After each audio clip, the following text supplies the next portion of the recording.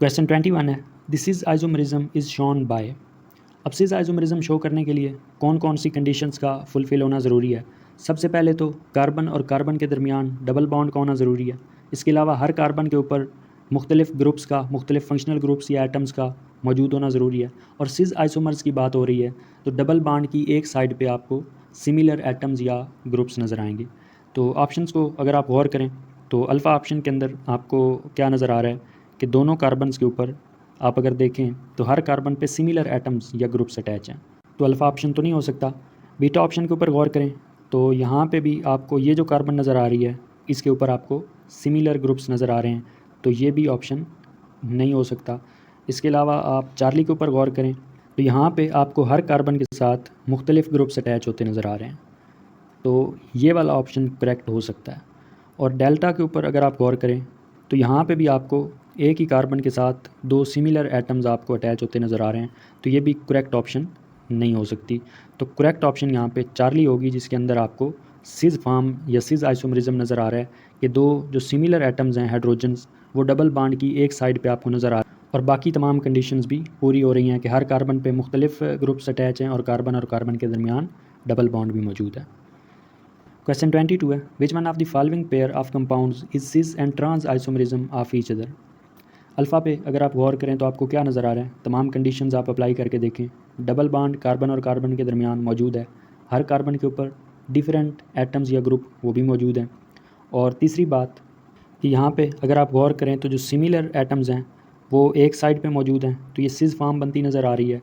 और दूसरी के अंदर आप देखें तो ये सिमिलर एटम्स आपको अपोजिट साइड पे नज़र आ रहे हैं, यानी ट्रांस फॉर्म बनती नज़र आ रही है। अब आप ये सोच रहे होंगे कि ये हाइड्रोजन और हाइड्रोजन ये डबल बॉन्ड की एक साइड पे हैं और दूसरी जगह पे अपोजिट साइड पे हैं, तो ये तो सिज और ट्रांस फॉर्म बनाते नज़र आ रहे हैं, तो ये जो बाकी ग्रुप्स नज़र आ रहे हैं ये सिमिलर नहीं है। तो आपने सिर्फ दो को ही देख लेना है, अगर दो आपको सिज और ट्रांस फॉर्म बनाते नज़र आ रहे हो तो वो भी नाफा, ज़रूरी नहीं है कि बाकी दो भी इसके अंदर इन्वॉल्व हों। तो बीटा के ऊपर अगर आप गौर करें तो ये तो करेक्ट नहीं हो सकता, क्योंकि ये वो कंडीशंस फुलफ़िल नहीं कर रहा। जिस तरह से मैंने कहा कि हर कार्बन पे मुख्तलिफ होने चाहिए ग्रुप्स या एटम, तो यहाँ पे आपको सिमिलर नज़र आ रहे हैं, दूसरी साइड पे भी आपको यहाँ पे सिमिलर एटम्स नज़र आ रहे हैं, तो ये तो करेक्ट नहीं हो सकता। चार्ली के ऊपर गौर करें कि इसमें दो कंडीशंस तो आपको फुलफ़िल होती नज़र आ रही हैं कि डबल बॉन्ड भी मौजूद है कार्बन और कार्बन के दरमियान और हर कार्बन पे मुख्तलिफ एटम्स भी अटैच हैं।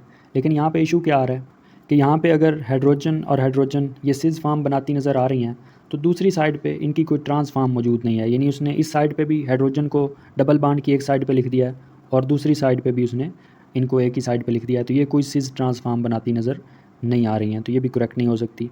और डेल्टा पे अगर आप गौर करें तो वो भी इसी तरह का उसने ऑप्शन दिया है, तो ये भी करेक्ट नहीं हो सकता। तो करेक्ट ऑप्शन यहाँ पे अल्फ़ा होगी कि जहाँ पे आपको सिज फॉर्म और ट्रांस फॉर्म बनती नज़र आ रही है।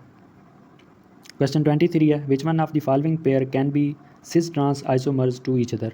अल्फ़ा ऑप्शन के ऊपर गौर करें, CH Cl double bond CCl2, तो ये यहीं पे गलत हो गया क्योंकि यहाँ पे कार्बन के साथ आपको दो क्लोरीन सिमिलर नज़र आ रहे हैं, तो ये तो फुलफ़िल नहीं कर रहा कंडीशन। बीटा पे गौर करें, CH Cl double bond CH2, ये भी यहीं पे गलत हो गया क्योंकि दो हाइड्रोजन एक ही कार्बन के साथ अटैच हैं, सिमिलर एटम्स हैं दोनों, तो ये भी नहीं हो सकता। चार्ली ऑप्शन को देखें तो यहाँ पे आपको क्या नज़र आ रहा है, CH3 CH double bond CH3, ये करेक्ट ऑप्शन हो सकता है इसका। अगर आप स्ट्रक्चर देखें तो ये आपको इसका स्ट्रक्चर नज़र आ रहा है, तो इसमें आपको ये सिमिलर एटम एक साइड पे नज़र आ रहे हैं और इधर भी देखें तो सिमिलर एटम डबल बॉन्ड की एक साइड पे सिस फॉर्म बनाते हुए नज़र आ रहे हैं और दूसरी साइड पे ये अपोजिट साइड पे हैं, तो ये ट्रांसफॉर्म बनाते नज़र आ रहे हैं, तो ये आपको चार्ली ऑप्शन यहाँ पे करेक्ट मिलेगा। इसके अलावा डेल्टा पे गौर करें तो CH3 यहाँ पे भी एक तो डबल सिंगल बॉन्ड मौजूद है, ये वो वाली कंडीशन भी फुलफ़िल नहीं करा कि डबल बॉन्ड का होना ज़रूरी है, और दूसरा ये कि एक कार्बन के इर्द गिर्द तीन हाइड्रोजन जो कि सिमिलर हैं वो अटैच हैं, तो ये भी करेक्ट नहीं हो सकता। करेक्ट ऑप्शन चार्ली होगी यहाँ पे। क्वेश्चन 24 है, the type of structural isomerism which arises due to difference in the nature of carbon chain और carbon skeleton is chain isomerism, position isomerism, cis trans isomerism या optical isomerism. Correct option is alpha, chain isomerism. Question 25 है, name the compound which shows geometrical isomerism. Alpha option 1 bromo 2 chloropropene, ये हो सकता है, ये हमने पिछली वीडियो के अंदर भी डिस्कस किया था। ये स्ट्रक्चर आपको नज़र आ रहा है, ये दरअसल जियोमेट्रिकल आइसोमरिज्म की EZ टाइप के अंदर आता है, तो ये आप कह सकते हैं कि जियोमेट्रिकल आइसोमरिज्म शो कर सकता है। बाकी 2 पेंटीन ये तो नहीं कर सकती क्योंकि इसमें डबल बॉन्ड तो है लेकिन सिमिलर एटम्स एक ही कार्बन के गिर्द आ जाएंगे, तो ये नहीं हो सकता। चार्ली को अगर आप ड्रा करके देखेंगे तो इसमें भी एक कार्बन के इर्द गिर्द 2 हाइड्रोजन जो कि सिमिलर हैं वो आपको नज़र आएंगे, तो ये भी करेक्ट नहीं हो सकता। उसके बाद क्वेश्चन 26 है, butane molecule can have maximum number of isomers.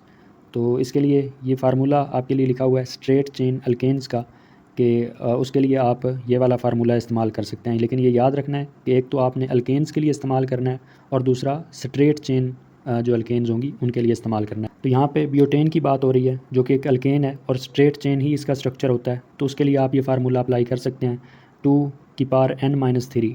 N यहाँ पे क्या होगा, number of carbon atom in butane. Butane में कितने टोटल कार्बन होते हैं, 4 होते हैं, तो आपने 4 - 3 करके यहाँ पे आपके सामने 2 आंसर आ जाएगा। तो ब्यूटेन के आपके सामने 2 आइसोमर्स मौजूद होते हैं।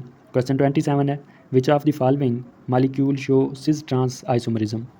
तो इसमें अल्फ़ा ऑप्शन आपको गिवन है C2HCl3, तो ये करेक्ट नहीं हो सकता क्योंकि Cl3 3 मालिक्यूल क्लोरीन के मौजूद हैं, तो ये एक कार्बन के ऊपर 2 सिमिलर एटम्स क्लोरीन के आपको नज़र आ जाएंगे, तो ये वो वाली कंडीशन फुलफ़िल नहीं कर रहा कि हर कार्बन पे मुख्तलिफ एटम्स का होना या फंक्शनल ग्रुप्स का होना ज़रूरी है।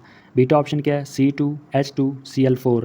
तो इसके अंदर भी एक तो आपको सिमिलर एटम्स नज़र आएंगे और दूसरा एक और इशू भी ये आएगा कि इसमें डबल बॉन्ड आपको नज़र नहीं आएगा, सिंगल बॉन्ड होगा, तो ये बिल्कुल भी नहीं हो सकता। चार्ली C2H4 ये भी नहीं हो सकता, और डेल्टा C2H2Br2। इसका ज़रा स्ट्रक्चर अगर आप गौर करें तो ये आपके सामने गिवन है, इसमें डबल बॉन्ड भी कार्बन और कार्बन के दरमियान मौजूद है, और इसके अलावा अगर आप गौर करें तो एक साइड पे हाइड्रोजन और हाइड्रोजन डबल बॉन्ड की एक साइड पे ये सिस फॉर्म बनती नज़र आ रही है, और दूसरे के अंदर अगर आप गौर करें तो इसमें ये जो सिमिलर एटम्स हैं वो अपोजिट साइड पे आ रहे हैं, चाहे आप हाइड्रोजन को देखें या ब्रोमीन को देखें। तो बाज़ केसेस के अंदर जिस तरह पीछे भी डिस्कस किया कि सिर्फ 2 एटम्स जो हैं वो सिमिलर होते हैं, उसी की बेस पे आप सिस और ट्रांस का फैसला कर सकते हैं।